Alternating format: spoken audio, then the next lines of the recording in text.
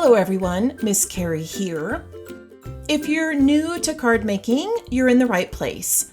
I'm going to guide you step by step as we create a fun Outdoorsman themed birthday card. For this project, we'll be using a few supplies from This Calls for Confetti. I'll be working with the Bigfoot print die, the Alice birthday sentiment stamp and die set, some festive confetti pieces in earthy outdoor-inspired colors, and a selection of pattern paper from the elusive print designs. This paper pad is currently out of stock, but it will be available soon in a larger design. As we create today's project, I'll bring in a few extra tools and materials, but remember, feel free to use whatever you have in your own collection. Card making is all about creativity and making the project your own. If you'd like a full list of the products I'm using, you'll find one in the description below, along with my affiliate link to the This Calls for Confetti shop. Let's go ahead and get started with this interactive birthday card. We're going to start with the shaker panel first. If you've never made a shaker card, don't worry, it's easier than you think. I've trimmed this piece a little smaller than a standard card front. This is a larger die, so I'm going to tilt it slightly to the left for a bit of playful movement. Once I'm happy with the angle, I'm going to run this through my spellbinder machine and cut out this white cardstock. This leaves us with a super cute die cut, and there's an impression of Bigfoot's furry toes. How fun is that? This extra piece isn't going to be used today, but I always like to hold on to these because they're perfect for future cards or scrapbook pages. Since we're channeling those outdoor birthday vibes, let's add in some nature elements. I'm reaching for my autumn artisanal die set and cutting out a couple of simple leaves that we'll use to decorate the card. You can pick out any leaf shape you like, or even get creative with other small embellishments you have on hand. I will be adding some wet medium to these, so I've cut them from mixed media cardstock. Off camera, I stamped a happy birthday sentiment using the Alice's Story birthday collection. Instead of simply attaching this to the card with foam tape, I'm going to use the coordinating die to cut out the sentiment and several other sentiment pieces.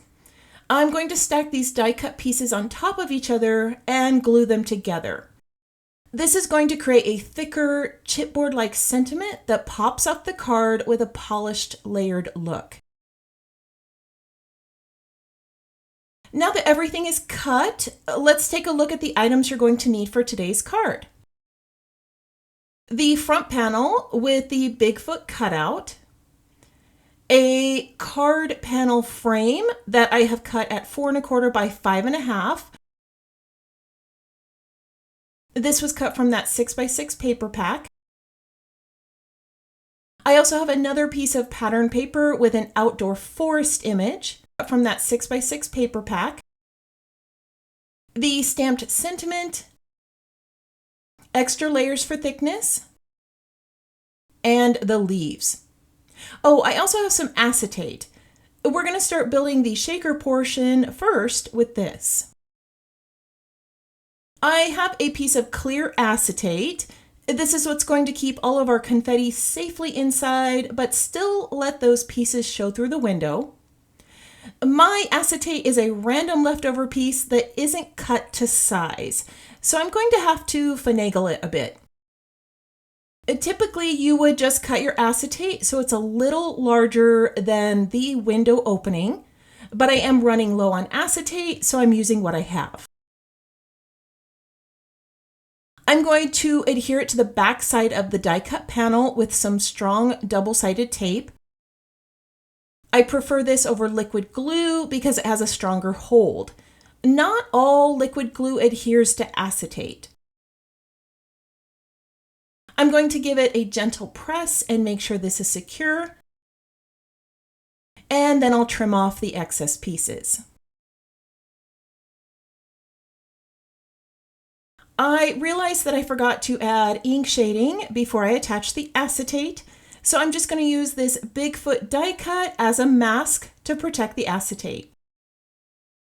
I'm using a blending brush with espresso ink to add a distress-like look.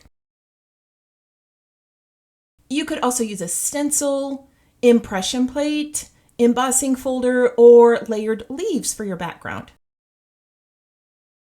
After spritzing it with water for texture and blotting off the excess, we're going to get this simple yet impactful distressed look. Now I'm going to choose which part of the paper pad image I want to feature behind my Bigfoot. I want to make sure to leave some open white space for the confetti. You can adjust it to include more trees, skies, the pond, however you like. Once you've decided what section to frame, we're going to trace this with a pencil. And then I'm going to cut it slightly smaller to fit as the background layer. I'm using 2mm foam tape along the edges. This will form my outer frame to keep that panel from sagging. Now I'll make sure to fully enclose the footprint shape so none of the confetti escapes outside the image. You want to be careful to avoid any gaps. If your foam tape is a little wide, you can always trim it down or snip small pieces to fit around any curves or corners. Now that the foam tape is in place, we can add our shaker elements.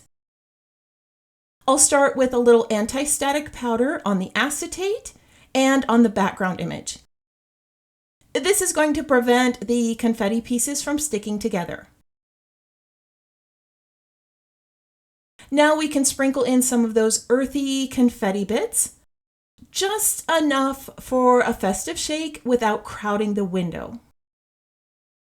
I chose matte black, satin walnut, satin moss green, and a lighter color of matte cloudy day. I have included the list of all of these in the description below. I love including a mix of colors and sizes here. It really adds to that outdoorsy, playful vibe. Once you've added the confetti, carefully peel away the backing from your foam tape. I like to add a small amount of liquid adhesive to my foam tape to fill in any gaps and allow slight repositioning if needed. I'm going to set this over the pattern paper, pressing it firmly so everything seals together. Go ahead and give your panel a little shake and make sure the confetti moves freely and nothing slips out. Now I'm going to adhere this to my front panel, and our shaker element is finished and ready to be the star of the card. As that base dries, I'm going to quickly create the leaves using some Distress Oxide inks. With a blender brush, I'm going to add peeled paint and bundled sage. Remember, perfection isn't necessary. We want these to have a natural feel that matches the distressed outdoor vibe of the card. For texture, I'm going to spritz water over the top. This is also going to bring out the vein details. Then I'll bring in a heat tool and dry the leaves before I add them to the card. I'm going to adhere these leaves in place over on the left, forming a small little cluster. I am bending them slightly before I adhere them in place. The die cut sentiment pieces are going to be layered together for dimension, similar to using foam tape. With thinner sentiments like this, layers are much easier than cutting foam tape, and they look a bit more polished, especially where the areas are thin. The sentiment was stamped in espresso ink and heat embossed. That's going to help it stand out just a little bit more. I'm going to make sure that this is nice and straight, let everything dry, and then I'll share the completed design with you. And there you have it, a beautiful handmade shaker card ready to go.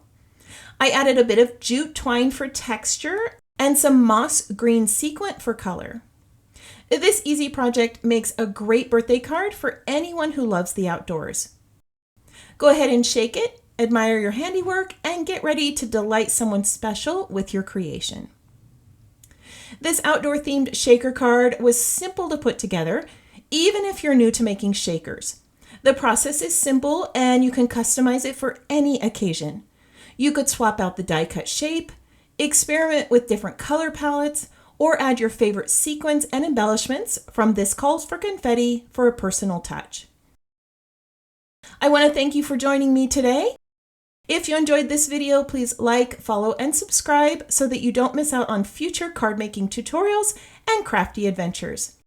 If you have any questions about the project or supplies I used, feel free to post those in the comments below. I hope you have a wonderful week, and I can't wait to see what you create.